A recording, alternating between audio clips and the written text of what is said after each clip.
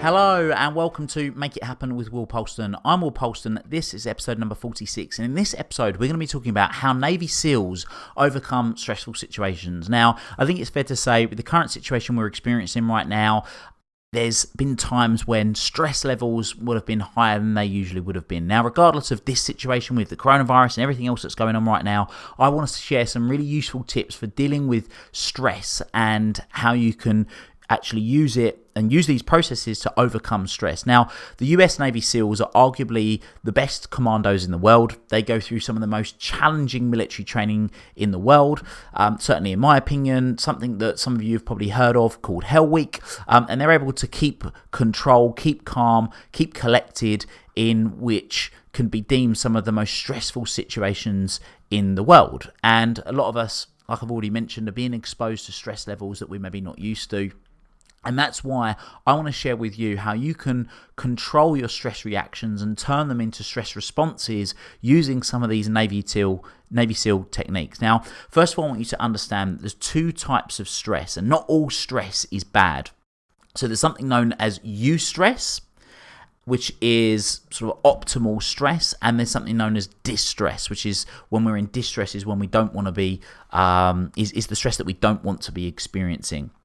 Now, this is evolved around something known as the Yerkes-Dodson law, which is the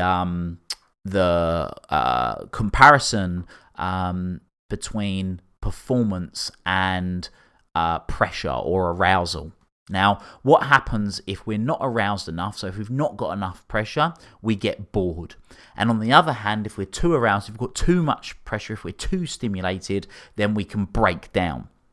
So when we break down is a form of distress. When we're bored is a form of distress. But the section in the middle is what we're really interested in, the eustress. That's sort of the peak performance that we're looking for. And how we handle that arousal, how we handle that pressure is what essentially is determining whether we're in eustress or distress. And some people can handle it much better than others. And that's typically because they're using a number of techniques, whether that's consciously or subconsciously, that enables to handle what's actually going on. So what is actually going on? Well, our amygdala, which is the oldest part of our brain in terms of our evolution as human beings, it's what controls our fight, flight, or freeze response. And what it will do essentially is fire off a number of chemicals into the body, known as neurotransmitters, and it can take people to a point where they can't cognitively function. So, for example, we're talking neurotransmitters or biochemicals like adrenaline or cortisol.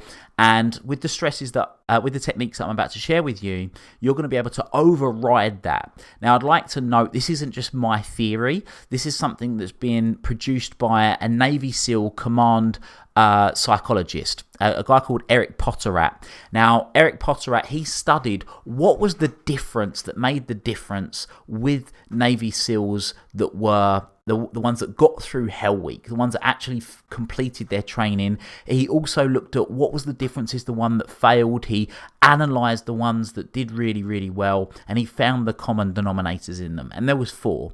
Now, the first was something known as closed focus goal setting. And what happened was when they had an objective, they had a strategy, they had a mission, they would break that down. Obviously, there's lots of components to it, but they would break it down and they would focus their attention on the very next thing that needed to happen. So effectively, they knew what their ultimate goal was, their mission. They would reverse engineer that process, and they only looked at the very next thing that they had to do. Now, I talk a lot about having a North Star, and if you follow some of my work, then your North Star is having this ultimate goal in life, personally, professionally, financially, and the quickest way to achieve it is to identify where you are now and create what I call a North Star trajectory, which might be, if your ultimate goal is, say, 20 years from now, you would break that down to 10-year, 5-year, 3-year, 90 days, 30 days, weekly goals, daily goals, so the very next thing you're going to do. And in that moment, you're going to focus on what that very next thing is. And even in a changing environment, you can know your objective, you can know what you're focused on, And it can be highly useful. So what I would encourage you to do is narrow your focus. If you're in a stressful situation, if you've got lots of things going on, you would really narrow your focus. Now, another great example of this is if you imagine a normal light bulb, a typical light bulb that sort of had the best way I can describe it is sort of a bit of a cylinder at the bottom, and then it's a big round sphere at the top. Obviously, light bulbs these days with LEDs and everything, it's all different types of light bulbs, but it's sort of what I would call an old-fashioned light bulb. Now, if you imagine, if that light bulb was on, it's expanding its energy out everywhere. And as a result, the light doesn't reach very far. Where if you take a laser pen's direction of light is just in one direction, and it goes much further because it's focused in one specific direction. In fact, focus is an acronym that many people aren't aware of, which is follow one course until successful. So focus on the very one thing, the thing that's going to enable you to move forward, and that will help you with dealing with stressful situations. The second thing that Eric Potterat identified that these really successful Navy SEALs did was that they visualized what their outcome was going to be. But they didn't just visualize what the outcome was going to be. They created the feelings of what the outcome was going to be, and they did that with doing the visualization process. They pictured it in their mind's eyes. They cultivated the feelings of what was going to happen as a result of doing this visualization process. And what I would recommend to you, I'm a huge fan of visualization, is visualize sitting somewhere comfortable and imagine in your mind's eye you having the experience of the thing that you want to create, whatever that might be.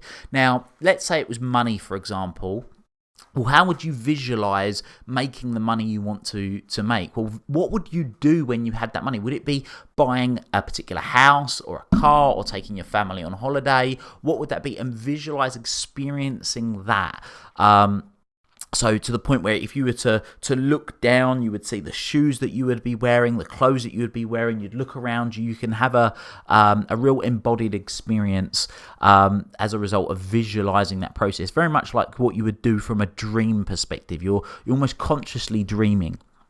It's a great way to experience visualization. The third technique that Eric Potterat identified was that they took control of their self-talk. Now, we've all got that little voice in our mind that is running, and when certain situations arise, that little voice does its thing. It says what it says, and quite often it's trying to derail the thing that you want it to do.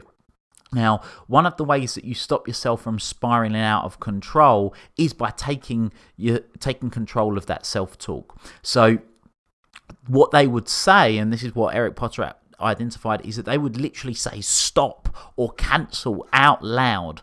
Now, once you've actually said that, even if your mind is doing the opposite, what you can do is you can start to replace that with something else, the thing that you might want it to be saying. So if you imagine that you had a garden, for example, you had a weed in that garden, the weed would grow. If you just cut the weed would grow back.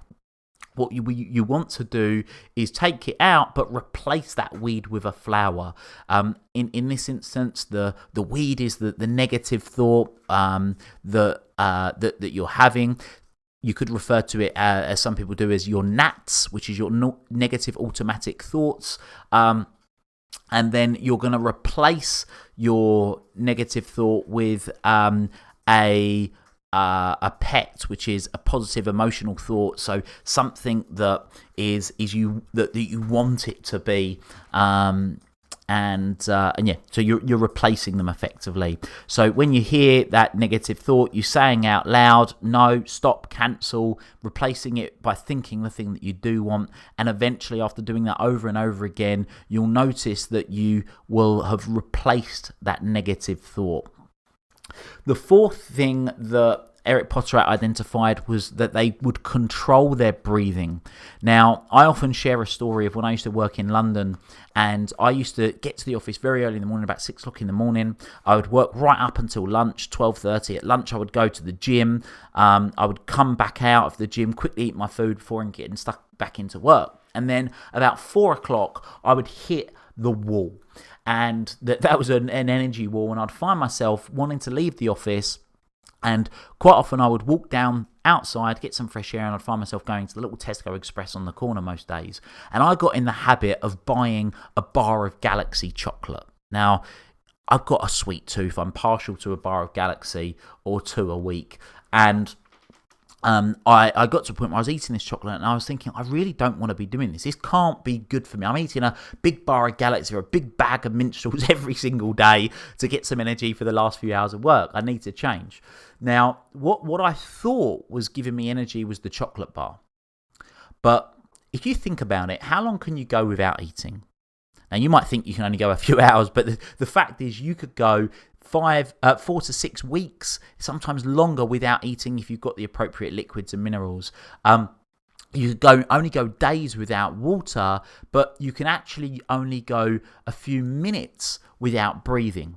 So one of the reason that I share this was that I was going outside, I was walking to get the chocolate, but really what it was about me getting some fresh air.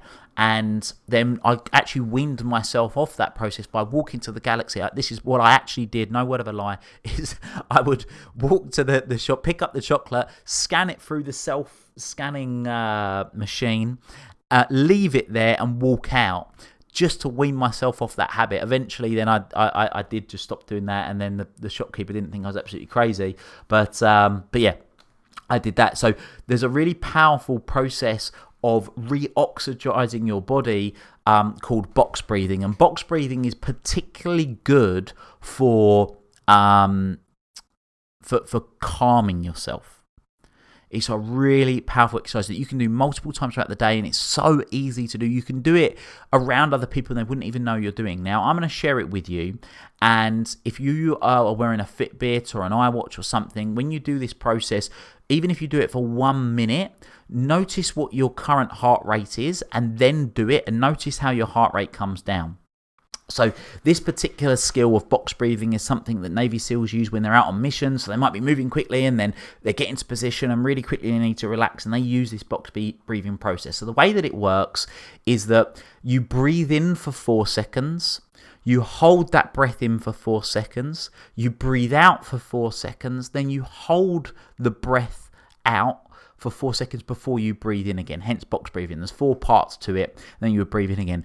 Even if you just do this 3 times for 4 seconds each, so 4, 4, 4, 16 seconds, 3 times is, 48 seconds, you'll notice how much calmer you feel, how much more present you feel. So I'm just going to do this because I want you, if you're listening to this right now, if you're driving in your car or you're listening to it at work, if you're out running, then you might want to take a stop for a second. If you're out doing exercise, doing this, or maybe do it afterwards. But I'm actually going to go through this process with you so you can experience it and notice it. So if you just sit comfortably or stand still wherever you are right now, make sure you've got your shoulders back, your head up, and you feel nice and calm and relaxed. And I want you to take a breath in through the mouth or the nose and try and bring it into your belly so you can sort of feel your belly pushing out for 4 seconds. So breathe in for 4 seconds. Hold it. Breathe out for 4 seconds. Hold it. Breathe in for 4 seconds. Hold it. Breathe out for 4 seconds. Hold it.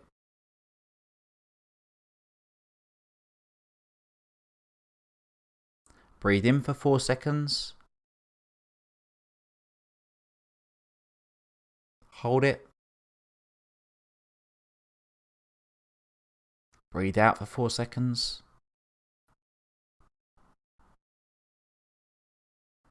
Hold it. And then just return to normal breathing. And if you look at your Fitbit or your iWatch, you'll typically notice that your heart rate's dropped by a few beats per minute in just less than a minute.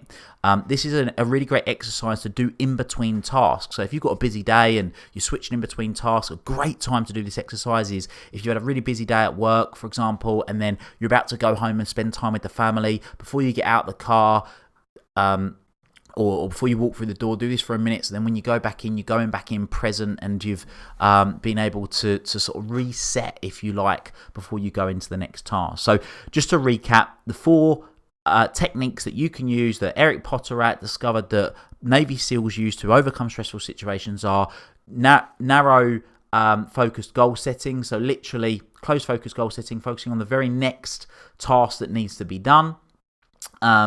You are going to focus on taking control of your self-talk. You're going to use visualization to experience the feelings of the thing that you want to achieve now. And then controlling your arousal via box breathing is really useful. So I hope you found this useful. If you've got any questions or anything in particular, I'd love to be able to answer those. So please join the Make It Happen community, our free Facebook group, and you can ask any questions in there, whether it's mindset based or anything else we've covered in this podcast. It's where I share a lot of my content as well. So join that if you're not in it already. I hope you found this useful. Until next time, make it happen.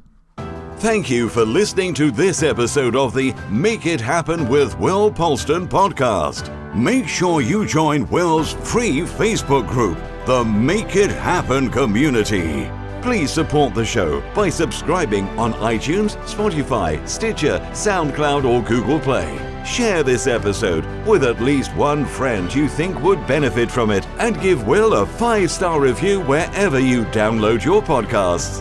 Until next time, make it happen.